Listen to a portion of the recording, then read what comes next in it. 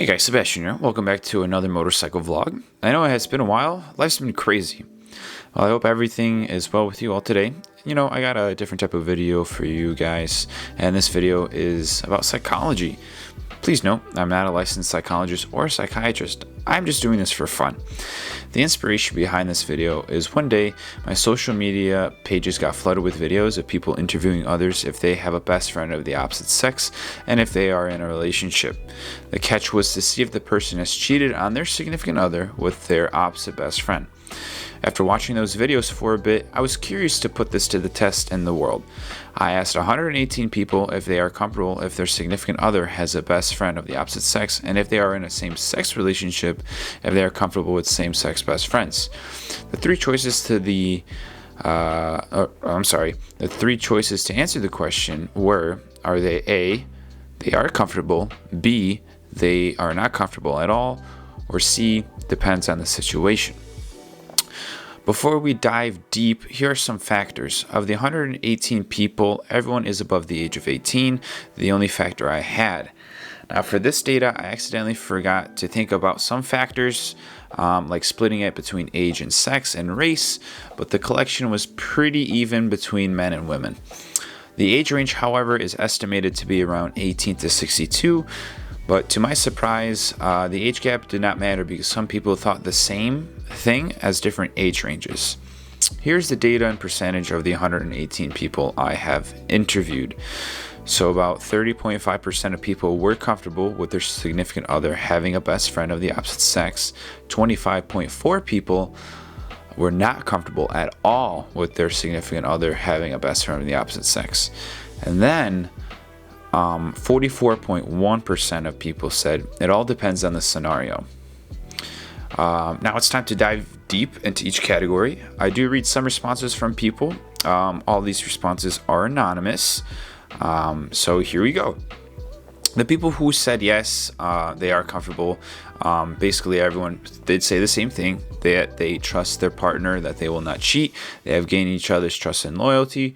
It's a pretty straightforward as well. Some examples that I got from people were, quote, yes, they are allowed to have friends of any gender. It's just a matter of trust between you and your significant other being faithful to each other, end quote. Another example, quote, I don't think I'd mind them being in a friendship with the opposite gender at all. The only reason I get upset at that would be obvious cheating/flirting.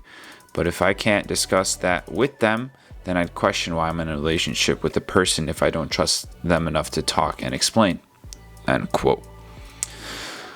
So the people who said no, they did not hesitate at all when it came to this question.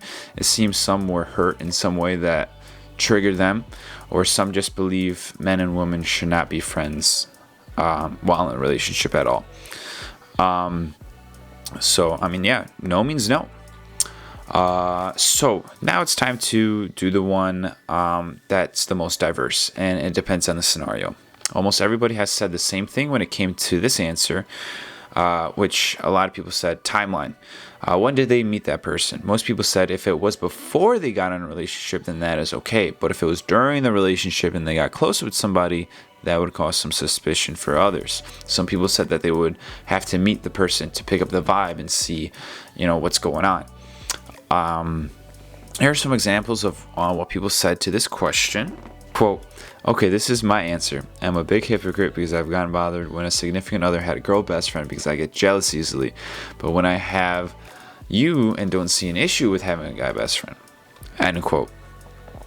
Another person said, quote, a mixture of yes and no. Like, you can have friends, but not a best friend, Like, I should be your best friend. If you're FaceTiming them all night and giving them more attention than me, then that's a red flag. Or even doing something that could be considered as a date. Not to mention, I would be concerned about my partner going to their best friend anytime we argue, end quote. Another person said, quote, depends if she respects the relationship and the boundaries that come with it. I am secure enough with myself to allow my boyfriend to be friends with whoever he chooses, and I would hope my boyfriend is the same. Everyone has boundaries, and if those friends, he or she, crosses them or chooses to not respect them, then I would not want my boyfriend to be friends with them, end quote. Another example, quote, everyone sometimes has a bestie. It depends on if they did anything sexual, how close they are to each other, like if they needed to FaceTime all the time, hang out with me all the time. No, I'd feel uncomfortable and a bit disrespected. You might as well date. They had their time to do that, and now it's time to minimize or invite me out with you all, or both of y'all. End quote. Another person gave me a very short response, which straight to the point, quote, don't be talking to your ex like that, end quote. Another person said, quote, it depends on the scenario. I don't know. Like, you're not going to spend more time with them than you do me. And I have to meet them and see what type of vibes they would give off. Like, if it's truly just a platonic friendship or not. It's so obvious to tell. And they would have definitely had to be best friends way before we even got together, or not in the middle of our relationship or anything like that. End quote. Another example, quote, what if they grew up together? I won't let any now, but if it's like the same situation with my girl and her old best friend, where they grew up together and like they called each other cousins just because because they spent so much time together, then it's whatever, end quote. So I think that person was trying to say timeline, like if, it's been for a long time, even before the relationship started. Last one, quote, I had one person, oh wait, this is me. This isn't me, but I had one person who I worked with give me an interesting response. Since this was an in-person conversation, some detail could be left out, and it's not word for word. So the synopsis of what they said was, it is the person's loss if they cheat with their best friend. They said, I leave no crumbs. I am confident. Everybody lacks confidence. It's about trust and loyalty. I'm always loyal. If you want to cheat, tell me and we can end things there. Okay. So, very diverse answers. Some really similar ideas when it comes to timeline and everything. So now I took the question to a Google search. Can men and women be friends, or can people have opposite sex friends while in a relationship? This question, when you hit the search bar, is all over the place. This video would be hours long going through everything. Some websites say yes, some say no, and some people also say depending on the scenario. But one article I will read to you comes from Psychology Today with Dr. Janice Vilhar, titled, When Are Opposite Friends a Threat to a Relationship? 6 things you should never do when you have an opposite sex friend. Okay, here we go. I'm going to start reading the article now. These are not my words, okay? This is from Psychology Today. Can men and women be just friends? Despite the fact that opposite sex friends have become more common in the past several decades, it's a situation recent research shows most people view with suspicion, and these suspicions are actually substantiated by research. For example, Mansour, Harris, and Kurzweil found that 64% of men and 44% of women reported that their cross-sex friends became their sexual partners. However, as men and women have more opportunities to interact with one another in workplace and social settings, it is inevitable that people of the opposite sex will find common interest and connection with one another that is likely to evolve into friendship. These relationships don't generally pose problems unless one or both parties in the friendship are in an exclusive, intimate relationship with someone else. When this is the case, decades worth of psychological research shows, if not handled properly, there's a strong potential for the opposite sex friendship to become a threat to the intimate relationship. What defines an exclusive, intimate relationship isn't just sex. It's an emotionally intimate bond that allows for trust and vulnerability between two people. Creating an intimate bond with some requires making them feel safe, loved, and cared for in a way that prioritizes your relationship with them above other relationships. The paradox of the intimate bond is that when it is treated with care you would give if it were fragile, then it becomes stronger. Breaking that bond doesn't require sexual act with someone else. It can be broken by creating a bond with someone else that interferes with the trusting, intimate bond you have with your partner. That's why it is widely recognized that affairs can be physical, emotional, or both. While the person in an intimate relationship holds the greatest responsibility for protecting it, both members of the opposite sex friendship can threaten the bond in an intimate relationship. It is not uncommon for the opposite sex to be jealous of the intimate relationship and or engage in inappropriate behavior that is disrespectful of the relationship. One way is done when the friend crosses normative relationship boundaries and starts acting like the girlfriend. For example, let's say a woman called Ashley asks her male friend who is in an intimate relationship with another woman to play golf on the weekend with her father, or she invites her male friend out for one-on-one drinks while she knows her male friend's partner is out of town visiting family, or she inappropriately flirts and touches her friend in front of her friend's intimate partner.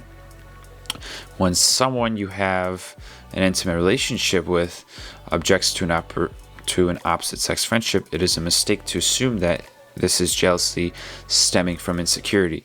Partners with high self-esteem will not tolerate poorly handled opposite sex friendships. This is usually a sign of their emotional intelligence and their understanding of what is required to maintain an intimate bond. Translation: the problem very likely isn't the partner who's objecting. It is likely the way the opposite friendship is handled by one of both of the friends.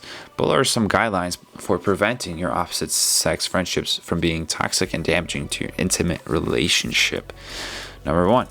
Never prioritize an opposite sex friend above your intimate relationship. Telling your intimate partner that if he or she does not accept your opposite sex friendship, that you will break up with them is lethal to the intimate relationship and akin to the emotional abuse used by narcissistic individuals when they engage in the abuse tactic of triangulation. Number 2. Don't hide activities with your friend from your intimate partner. Lies of omission are lies, and when you start hiding your behavior from your partner, you are engaging in a form of deception that is aimed at controlling your partner's perception. Once you have made the choice to hide your behavior, you are already keenly aware that you are doing is likely to harm the relationship. This type of behavior directly kills any bond of trust. If you take a weekend trip out of town with your opposite sex friend and neglect to tell your partner that your friend is with you, that threatening behavior to the bond you have with your partner. 3. Don't insist that your partner also be friends with your opposite sex friend. Your intimate partner has a right to choose who he or she wants to be friends with. If your partner doesn't want to spend time with your opposite sex friend, don't try to force this on them, or it will likely backfire. 4. Don't engage in flirtatious behavior with your friend in front of your intimate partner. Touching your opposite sex friend in a way that would generally be considered flirting behavior between two people who are sexually attracted to one another, or making jokes of a sexual nature, is akin to emotional abuse. For example, if your friend is laughing and leaning in to touch your arm or leg in an intimate way, and you respond accordingly in front of a group of people, you are creating a situation that is humiliating for your partner to be in. 5. Don't form inappropriate opposite-sex friendships. If you are a 60-year-old man regularly texting and hanging out with a 30-year-old single woman that you are obviously attracted to and calling this a friendship, the chances that your intimate partner will not find this disrespectful or your relationship is almost zero. Use the reasonable person test. If a reasonable person looking for the outside world question the relationship or think it was odd, then it is almost guaranteed that your partner will too. If you wouldn't like your partner doing it to you, don't do it to your partner. 6. Don't call your intimate partner jealous or crazy. If your behavior with your opposite sex friend is being perceived by your partner as a threat to your intimate bond, then accept it for being exactly that. It is not just your partner's problem to deal with. The intimate bond you have with your partner is being created between the two of you. If this bond is meaningful and worthwhile to you, then you must protect it. Sometimes protecting your relationship means giving up some of your personal freedom or choice so that you build something that is greater than the sum of its parts. If you are unwilling to do this, then perhaps you are not ready to be in a relationship. Okay. There's a big list of references as well to the Psychology Today article. I will link everything I just read in the description of this video, so feel free to check that out. That was a lot. Wow. Well, I hope you guys enjoyed this motorcycle vlog. You know, I did write everything down, and I just read everything I had. And eventually I'll have another video related to psychology. I really enjoyed psychology going into high school and in college. But yeah, that is all I have for you guys. I hope you enjoyed this. Like I said, I will probably do more similar videos like this. I like to get people to think, you know. It's good brain exercise. But anyways, you guys take care, and I will see you guys in the next one.